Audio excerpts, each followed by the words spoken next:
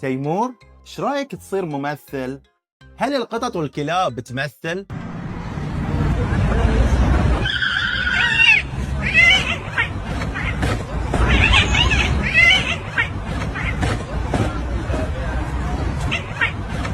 نقصد بالتمثيل هني ان الحيوان يغير سلوكه علشان يحقق هدف، مثل يتفادى خطر او يحصل على مكافأة.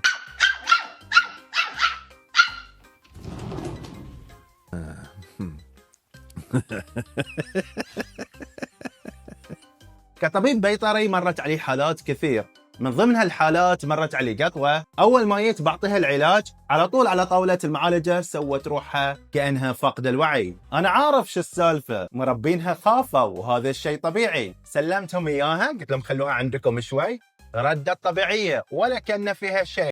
رجعناها لطاولة المعالجة، ردت سوت مثل الحركة هذه، مستلقية وكأنها فقد الوعي. شاطرة في التمثيل.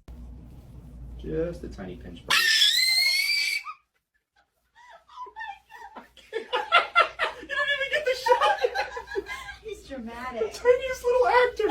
Okay, let's sit him back up. Come on, superstar. You're fine, handsome.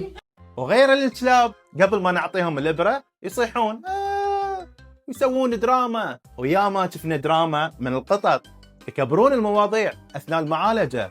علميا هذا التصرف يسمونه التلاعب السلوكي، يعني الحيوان يقدر يغير تصرفه حسب الشخص، الظرف والنتيجة اللي يبيها. طبعا القطط سوبر ستار في التمثيل، مثلا تمتنع عن الطعام فالمربي من الخوف يجرب يعطيها مكافآت مثل هذه، بعدها يتفاجأ بعد ما يعطيها هالمكافآت تروح لأكلها وتاكل بشكل طبيعي. والسبب عادة تسوي هالحركة لأنها فقدت الشهية في السابق وشافت أن مربيها يعطيها هالمكافآت، فصارت تمثل دور فقد الشهية كل مرة علشان يعطيها اللي تبيه.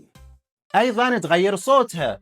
المواء عند البشر يختلف لما يموؤون عند القطط. موائهم عند البشر يخلون على تردد طفل يبكي، كأنك تسمع صوت طفل عشان أنت كمربي تستجيب لها بسرعة.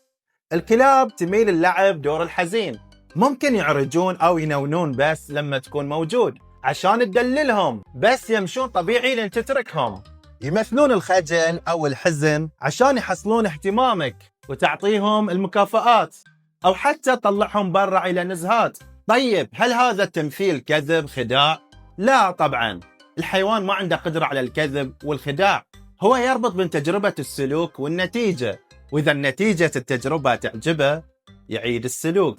والحيوانات اللي عندكم في المنزل قليل يمثلون على بعضهم البعض.